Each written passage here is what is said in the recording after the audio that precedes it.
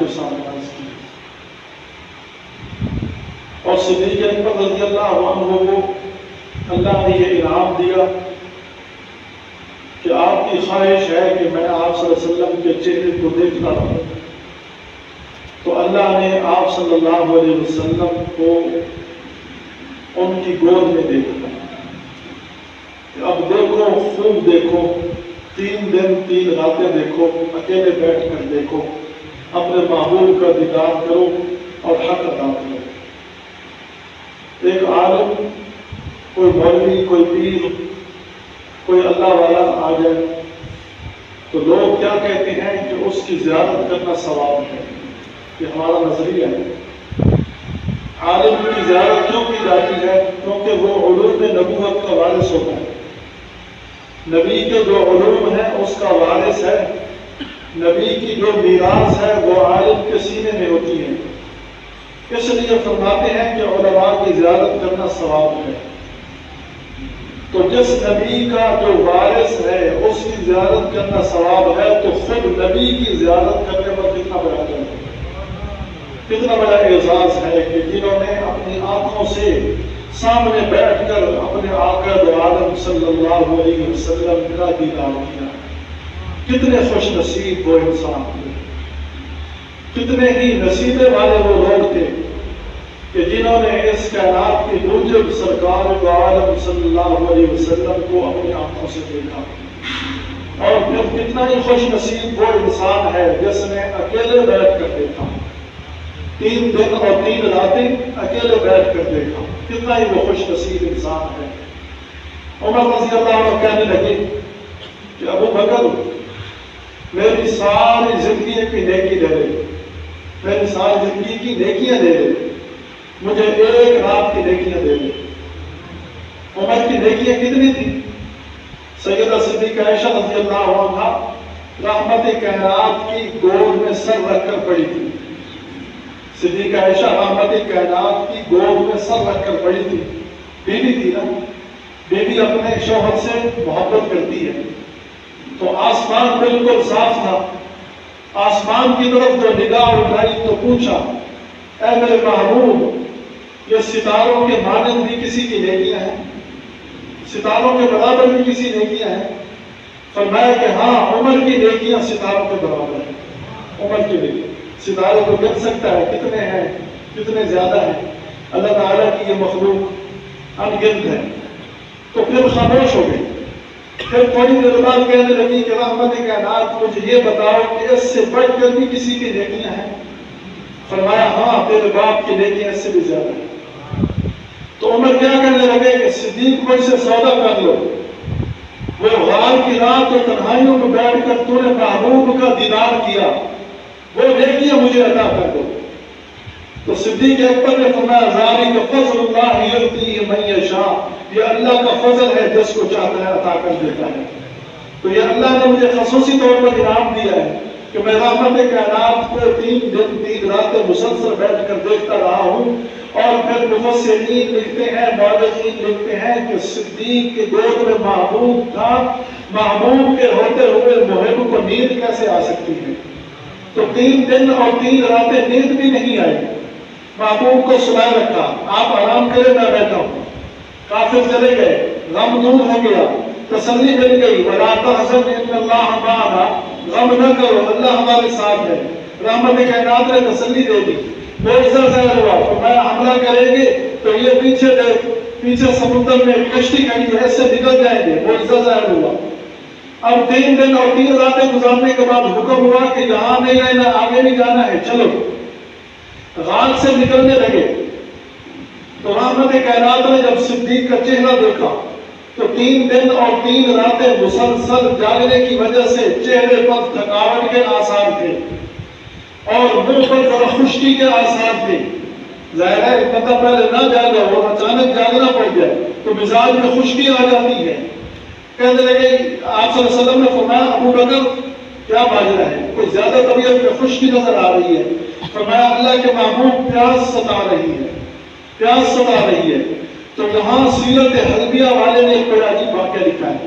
سیرت حلبیہ جتنی بھی سیرت کی کتاب ہیں ان سب میں سے اس کو اعلیٰ درجہ حاصل ہے، ان کو سیرت کہتے ہیں۔ سیرت حلبیہ ایک کتاب ہے، ان کو سیرت، اسے بڑا عجیب واقعہ لکھا ہے۔ آپ صلی اللہ علیہ وسلم نے فرمایا ٹھہر جاؤ، ٹھہر گئے، فرمایا کہ رات کے اس کونے میں جاؤ، وہاں ایک پیالہ پڑا ہے، اس پیالے میں تیرے لیے خصوصی طور پر پانی آ چکا ہے، وہ پانی پیو۔ صدیق اکبر اس غار کے کونے میں گئے، وہاں جا کر کیا دیکھتا ہے کہ ایک عجیب سا پیالہ پڑا ہے، اس پیالے کے اندر پانی ہے، اور وہ پانی فرمایا کہ عام پانی سے زیادہ میٹھا، شہد کے برابر اس کی مٹھاس ہے، اور وہ دودھ سے زیادہ سفید ہے، اور صاف چمکدار پانی۔ صدیق نے وہ پانی پینا شروع کیا، فرمایا کہ اے اللہ کے محبوب میں پی رہا ہوں، فرمایا سارا تیرے لیے پی رہا۔ سیرت حلبیہ والا لکھتا ہے سارا تیرے لیے پی رہا۔ صدیق اکبر نے سارا پانی پی لیا، پوچھتے ہیں کہ اللہ کے محبوب یہ تو بڑا عجیب پانی ہے، میں نے تو زندگی میں کبھی پیا نہیں، کہ دودھ سے زیادہ سفید ہے، شہد سے زیادہ میٹھا ہے، اور بہت زیادہ اس کے اندر لذت ہے، عام پانی سے زیادہ اس کے اندر چمک ہے، سفیدی ہے۔ فرمایا کہ میں نے ایسا کبھی پیا نہیں۔ فرمایا کہ یہ اللہ نے تیرے لیے پانی حوض کوثر سے بھیجا ہے۔ سیرت حلبیہ والا لکھتا ہے یہ تیرے لیے حوض کوثر سے بھیجا ہے، اور حوض کوثر کے اندر جنت کی 4 نہریں ملتی ہیں۔ وَأَنْهَارٌ مِّن مَّاءٍ غَيْرِ آسِنٍ، قرآن حکیم سورۃ محمد اٹھاؤ 26واں پارہ، اللہ کہتا ہے مَثَلُ الْجَنَّةِ الَّتِي وَعَدَ الْمُتَّقُونَ، اس جنت کی مثال جس کی پرہیزگاروں سے وعدہ کیا گیا ہے، فِيهَا أَنْهَارٌ مِّن مَّاءٍ غَيْرِ آسِنٍ، اس میں پانی ہے جو بدبودار نہیں ہوگا، صاف ستھرا پانی۔ وَأَنْهَارٌ مِّن لَبَنٍ لَّمْ يَتَغَيَّرْ طَعْمُهُ، اس میں دودھ گرے گا جس کا ذائقہ نہیں بدلے گا۔ وَأَنْهَارٌ مِّن خَمْرَةٍ لَذَّةٍ لِّلشَّارِبِينَ، فرمایا اس کے اندر شراب گرے گی، شراب جو پینے والوں کے لیے لذیذ ہوگی۔ وَأَنْهَارٌ مِّنْ عَسَلٍ مُّصَفًّى، اس کے اندر دودھ کی نہر ہوگی، شہد کی نہر ہوگی جو جا کر گرے گی۔ یہ چاروں نہریں مل کر حوض کوثر میں گرے گی، جس کا آپ صلی اللہ علیہ وسلم کو قیامت کے دن مالک بنایا جائے گا۔ اِنَّا أَعْطَيْنَاكَ الْكَوْثَرَ، اللہ نے اعلان فرمایا کہ ہم نے آپ کو حوض کوثر کا مالک بنا دیا۔ تو اللہ نے حوض کوثر سے یہ پانی تجھے عطا کیا۔ تو رحمت کائنات نے جب فرمایا کہ یہ پانی آپ کو ملا، صدیق اکبر کہتا ہے کہ اللہ کے محبوب مجھے کیوں ملا، میری کیا خصوصیت ہے؟ فرمایا کہ تو نے قربانی تھوڑی دی ہے، تو نے تھوڑی قربانی دی ہے، اللہ نے میری قربانی پر تجھے جنت کا پانی پلا دیا ہے۔ اب تجھے کہیں پیاس نہیں لگے گی، مدینہ جانے تک تجھے پیاس نہیں لگے گی، خوب پی لے، پانی پی لیا۔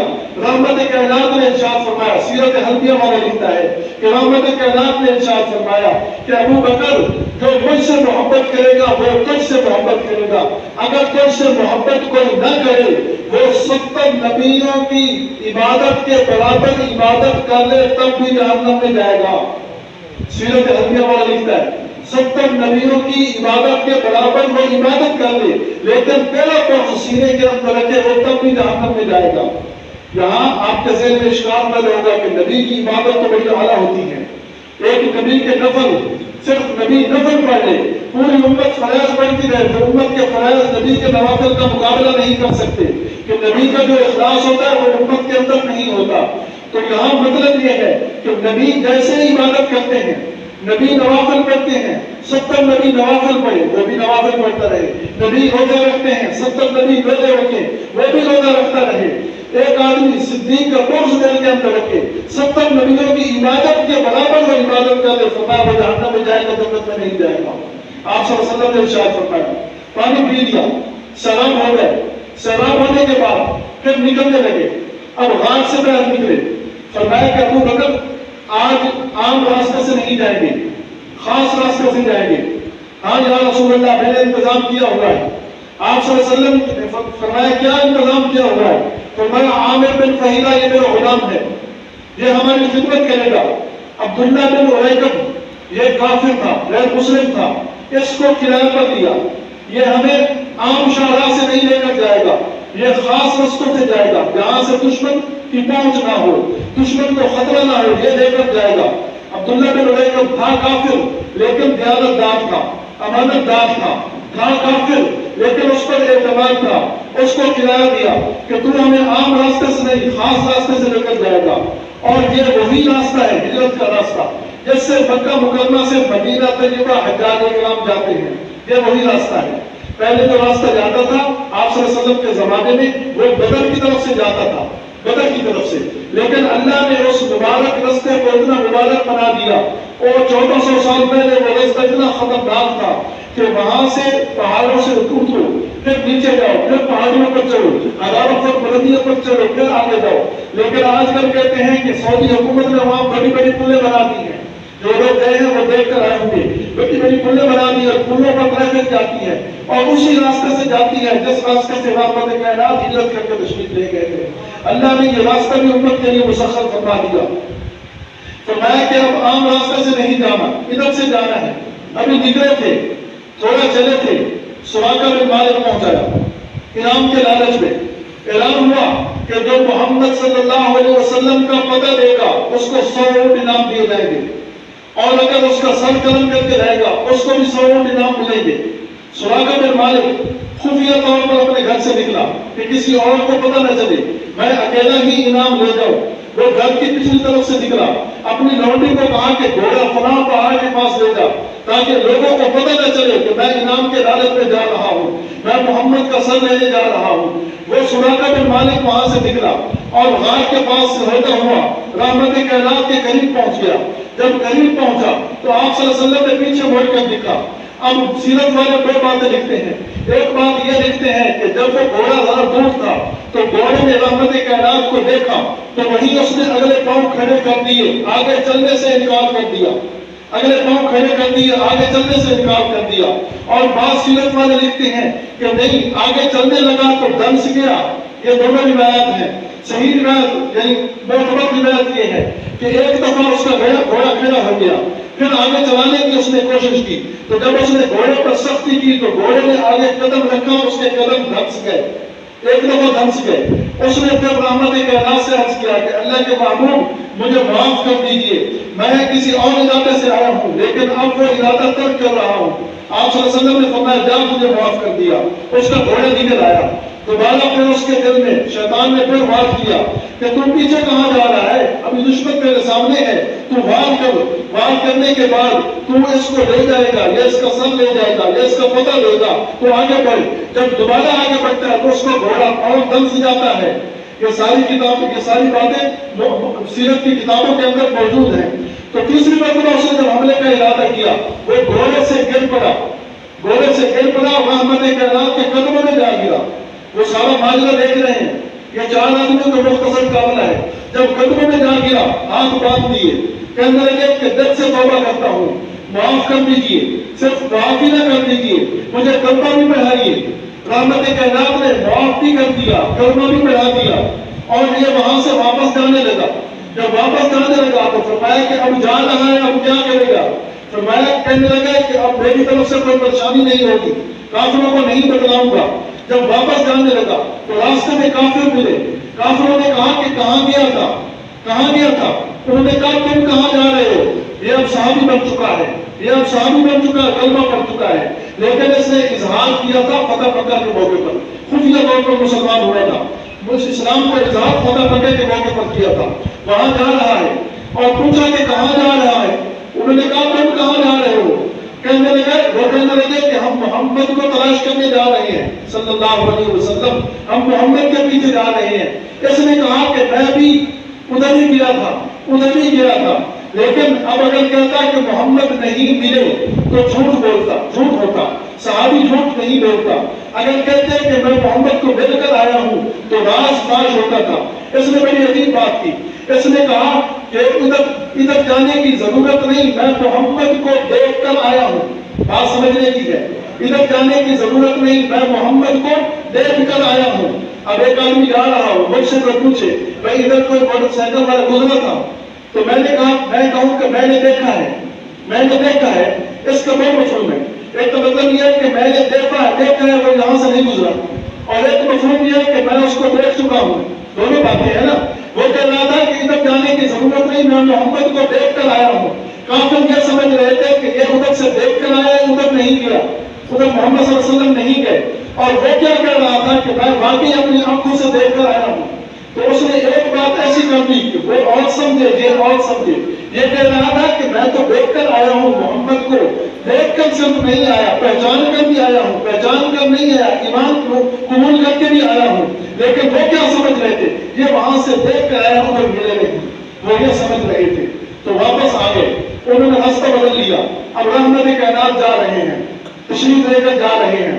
اب جاتے جاتے ایک عجیب مقام پر سے گزر ہوا, ایک عجیب مقام جس کو ان میں معبد کا خیمہ کہتے ہیں, بڑا مشہور واقعہ ہے. رحمت کائنات گزر رہے ہیں اور بڑی عجیب بات ہے کہ جنگل کا سفر ہے اور ایک عجیب سی چھوٹی سی جھونپڑی لگی ہوئی ہے اور نہ ادھر کوئی ہے نہ ادھر کوئی ہے, نہ میلوں تک آگے کوئی ہے نہ میلوں تک پیچھے کوئی ہے. وہاں گئے, دوپہر کا وقت تھا جب قافلہ چلا, یہ 4 آدمیوں کا قافلہ. تو قافلہ ایک ایسی ترتیب سے چل رہا تھا کہ رات کو سفر کرتے, رات کے آخری پہر میں سو جاتے, پھر صبح کے قریب سفر شروع کر دیتے, پھر دوپہر کو کہیں آرام کرتے, پھر مغرب کے بعد پھر اپنا سفر شروع کر دیتے. اب یہ قافلہ وہاں سے جا رہا ہے, رحمت کائنات جا رہے ہیں کہ وہاں دور سے نگاہ پڑی کہ ایک چھوٹی سی جھونپڑی کھڑی ہے, دوپہر کا وقت ہو رہا ہے. رحمت کائنات نے فرمایا کہ ادھر جا کر آرام کرتے ہیں. وہاں گئے, وہاں اس جھونپڑے کے قریب ایک درخت تھا, اس درخت کے نیچے بیٹھ گئے. پیاس لگی ہوئی تھی. آپ صلی اللہ علیہ وسلم نے فرمایا کہ ابو بکر جاؤ اس گھر سے مدد کرو کہ شاید کوئی پانی مل جائے, شاید کوئی پانی میسر ہو جائے. صدیق اکبر گئے, اس گھر کے اندر داخل ہوئے. ایک بڑھیا اماں بیٹھی تھی. اس بڑھیا اماں سے کہا کہ اماں جی میں ایک غلام ہوں, نبی کا غلام ہوں, اور میرے سردار وہاں درخت کے نیچے بیٹھے ہیں. انہوں نے پانی کا مطالبہ کیا ہے, اگر آپ کے گھر میں پانی ہو تو پانی تو دے دو. وہ بڑھیا کہتی ہے کہ بھائی میرا شوہر بوڑھا آدمی ہے, وہ بکریاں چرانے گیا ہے, وہ شام کو کہیں سے پانی کا ڈول لائے گا تو شام کو ہم پانی پیئیں گے, گھر میں پانی نہیں ہے. تو اس نے کہا کہ صدیق اکبر نے فرمایا کہ گھر میں اور کچھ ہے. انہوں نے کہا اور کچھ بھی نہیں ہے کھانے پینے کے لیے, یہاں تو مہمان آتے رہتے ہیں, کچھ نہ کچھ ہوتا ہے, لیکن آج آپ کی قسمت کے گھر میں کچھ بھی نہیں ہے.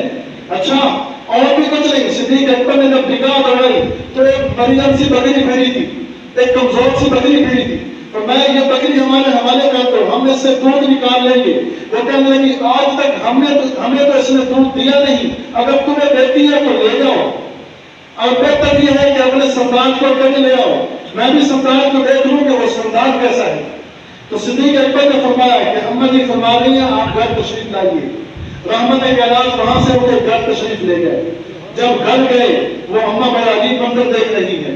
جب گھر میں آئے تو گھر میں خوشبوئیں پھوٹ پڑی, گھر میں تو رحمت کائنات کی خوشبوئیں پھوٹ پڑی. وہ عجیب منظر محسوس کر رہی ہے.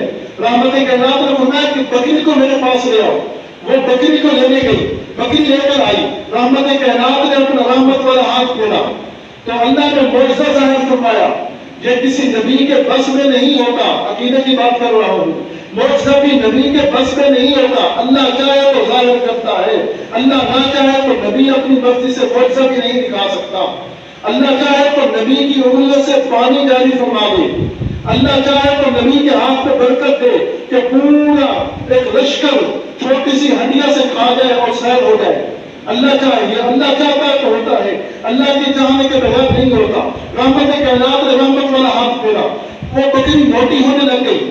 وہ ایسے محسوس ہونے لگی کہ موٹی ہو رہی ہے, سربا ہونے لگ گئی اور اس کے تھنوں میں دودھ بھر آیا. فرمایا کہ ابو بکر دودھ نکالو. ابو بکر نے دودھ نکالنا شروع کیا. اماں جی یہ آپ کا برتن چھوٹا ہے تو اور برتن لے کے آؤ. ایک برتن بھر گیا, دوسرا بھر گیا, تیسرا بھر گیا. اماں کہنے لگی غریب آدمی ہے, ہمارے پاس کوئی برتن نہیں. فرمایا برتن دیتی جاؤ, رحمت کے ہاتھ لگے وہ بھرتے جائیں گے. رحمت کائنات نے بھی دودھ پیا, عامر بن فہیرہ نے بھی دودھ پیا, عبداللہ بن ارقم نے بھی دودھ پیا, صدیق اکبر نے بھی دودھ پیا. لائے اماں تو بھی دودھ پی.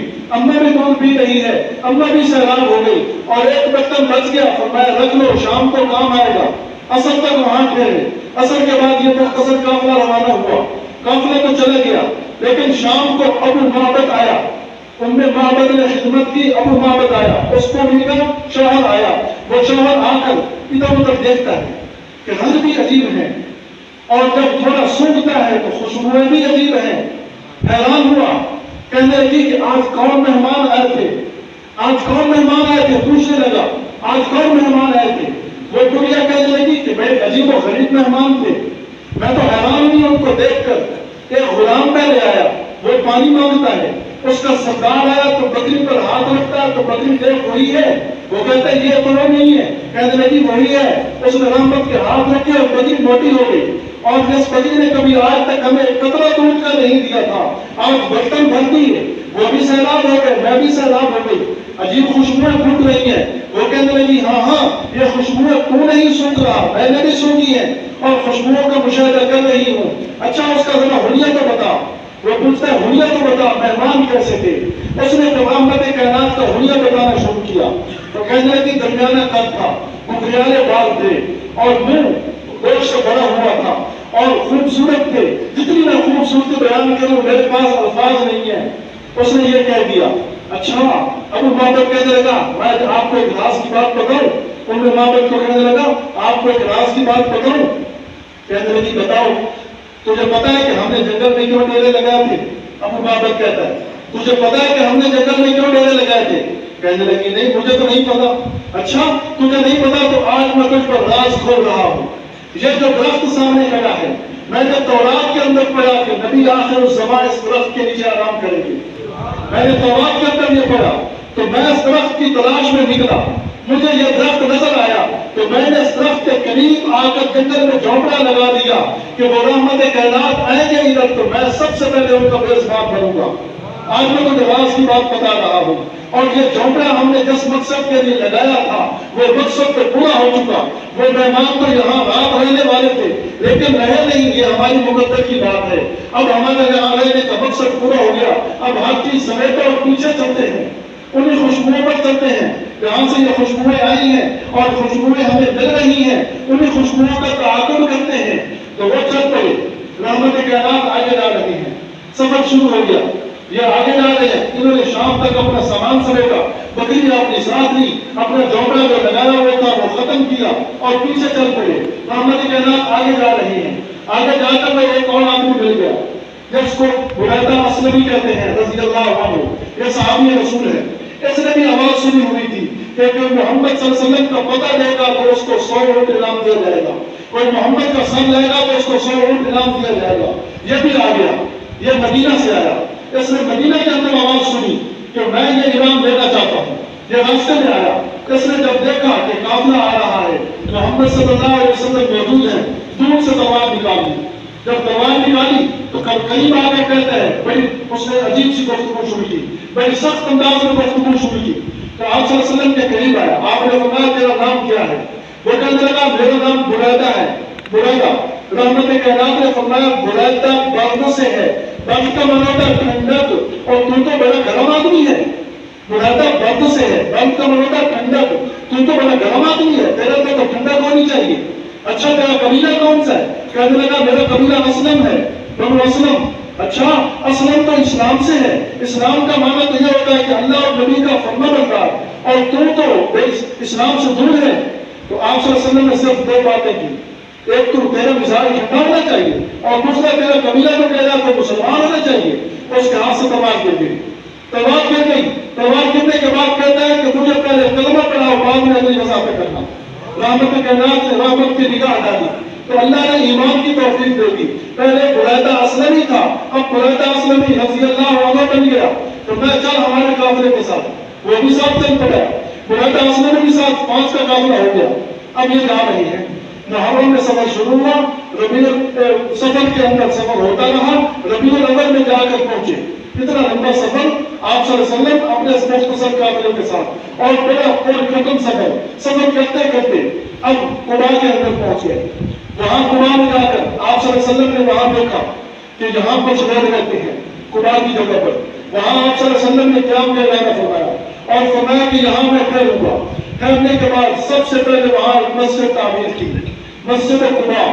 اور قرآن حکیم اس کو کہتا ہے اسی سے عالم تقوا، وہ مسجد جو تقوی کی بنیاد پر بنائی گئی. سب سے پہلی مسجد رحمت کائنات نے خدا کے اندر رکھی کہ پہلی اینٹ رحمت کائنات نے رکھی جو اس کائنات کے سب سے بڑے متقی ہیں، اور دوسری اینٹ رکھنے والا ابو بکر صدیق ہے جس کو قرآن کہتا ہے اتقا، سب سے بڑا متقی اور پرہیزگار۔ قرآن حکیم کہتا ہے لمسجد اسست علی التقوی من اول یوم، فرمایا مسجد بنائی گئی جس کی بنیاد ہی تقوی پر رکھی گئی، کیونکہ رکھنے والے سب سے بڑے متقی تھے، سب سے بڑے پرہیزگار تھے، ایک انبیاء کا سردار تھا، ایک ساری امتوں کا سردار تھا، انہوں نے مسجد بنائی، اب مسجد بن گئی۔ صحابہ کرام وہاں مدینہ کے ارد قباء مدینہ کے قریب ہے، وہاں لوگوں کو پتہ چلا کہ آپ صلی اللہ علیہ وسلم قباء میں تشریف فرما ہے، وہ باندھنے لگ گئے زیارت کرنے کے لیے۔ آپ صلی اللہ علیہ وسلم نے فرمایا ہم یہاں کچھ دیر قیام کریں گے، کچھ دیر یہاں ٹھہریں گے، کیوں ٹھہریں گے کہ پیچھے میرے ایک ساتھی ہے، اس نے بھی آنا ہے۔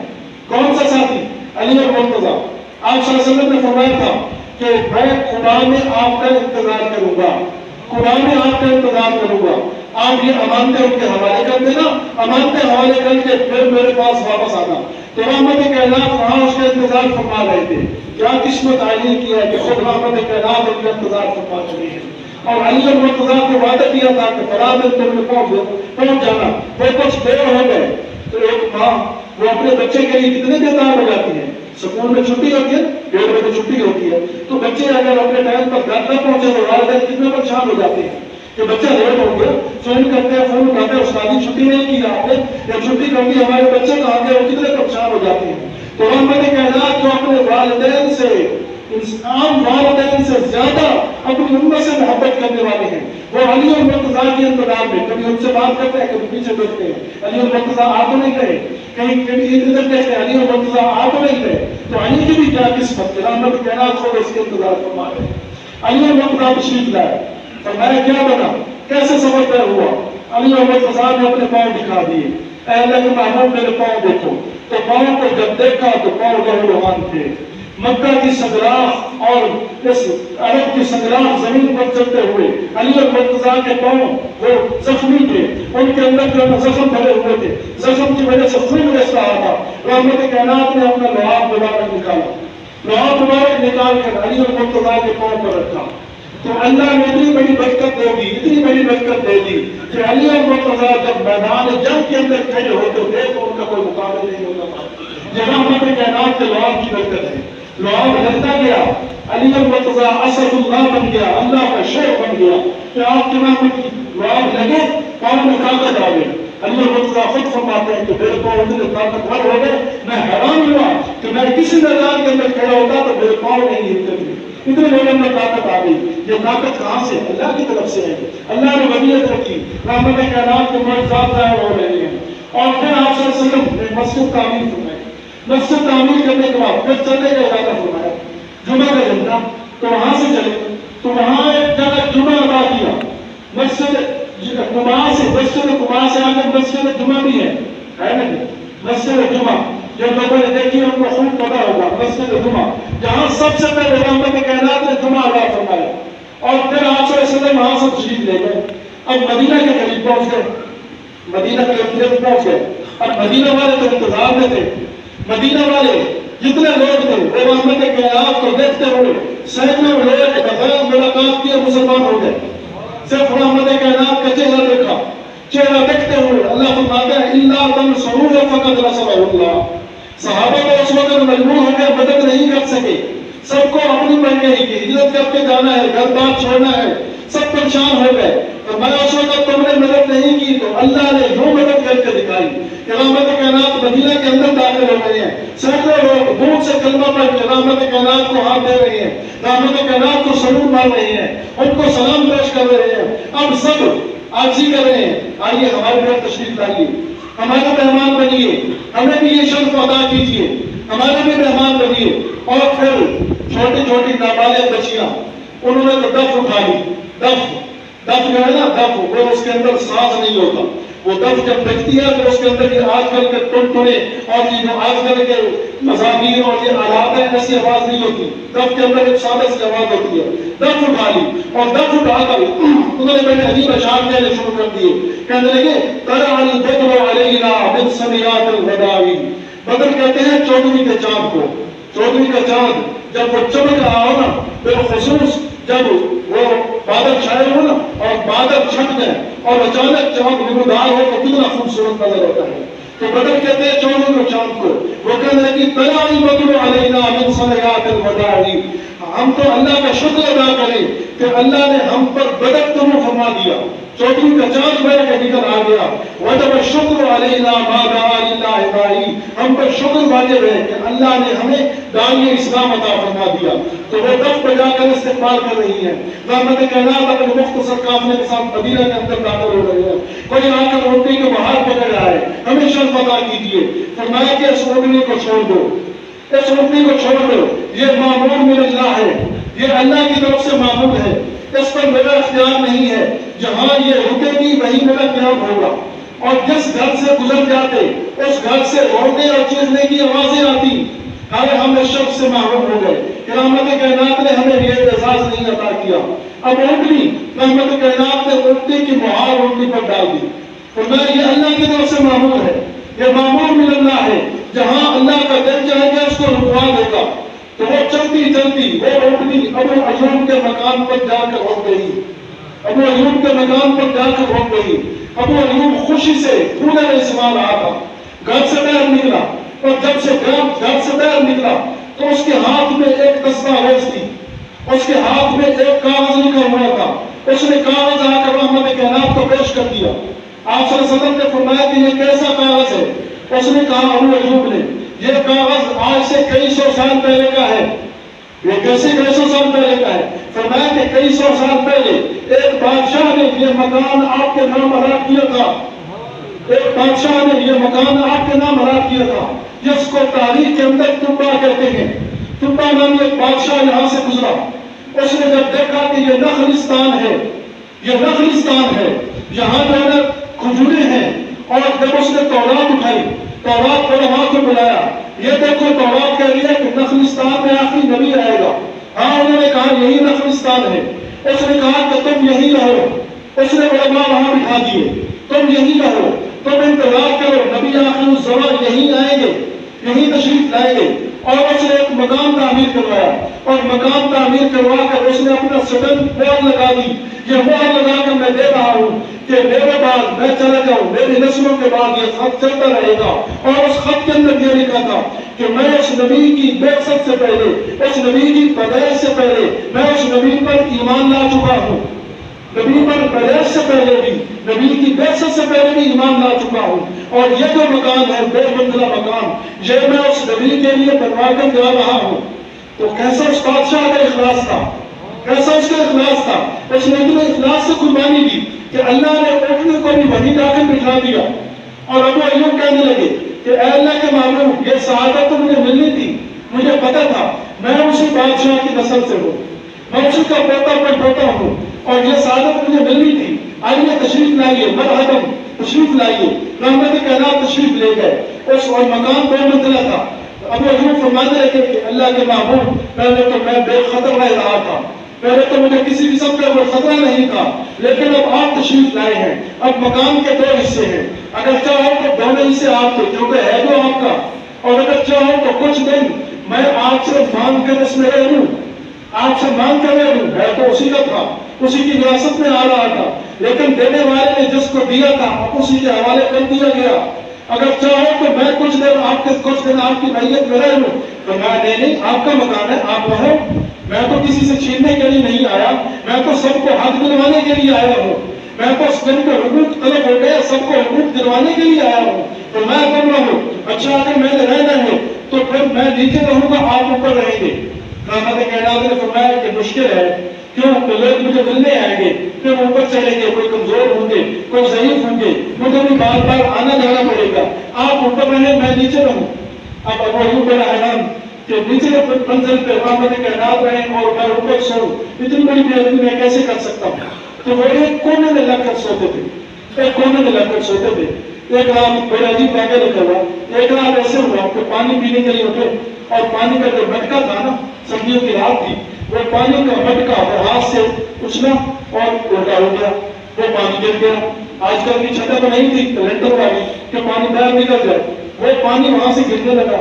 تو بڑا عجیب منظر، پانی گرے گا نیچے، رحمت کائنات آرام فرما رہا ہے، سردی کا موسم ہے اور کوئی تکلیف نہ ہو، اب کیا کیا جائے؟ اچانک اپنی رضائی اٹھائی، لحاظ اٹھا کر اس کو اوپر ڈال دیا، ساری رات خود سردی میں بیٹھے رہے اور لحاظ سے پانی کو صاف کرتے رہے، اور پانی سے لحاظ بن گیا، تو کوئی گنجائش باقی نہیں تھی، تو لحاظ بھی تو آج کل کے نہیں ہوگے، بڑے نہیں ہوں گے، اس وقت کی ضرورت کا ہوگا، یہ مانا خین نے لکھا۔ تو جب صبح ہوئی تو رحمت کائنات نے یہ منظر دیکھا، تو بڑے پریشان ہو گئے، فرمایا آپ کو اتنی تکلیف اٹھانی پڑی میری وجہ سے، فرمایا یہ بھی تو ہماری سعادت ہے کہ آپ کی وجہ سے ہم تکلیفیں اٹھا رہے ہیں۔ تو رحمت کائنات نے وہاں قیام فرمایا، اور پھر پہلا کام مسجد نبوی کی تعمیر فرمائی۔ مسجد نبوی کی تعمیر کے لیے کہیں بھی جگہ تھی وہ خریدی گئی، یہ اپنے آگے تفصیل ہے۔ اللہ رب العالمین ہمیں اپنے آقا سے صحیح محبت نصیب فرمائے اور اپنے آقا کی طرف کو اپنانے کی توفیق عطا فرمائے۔ توفیق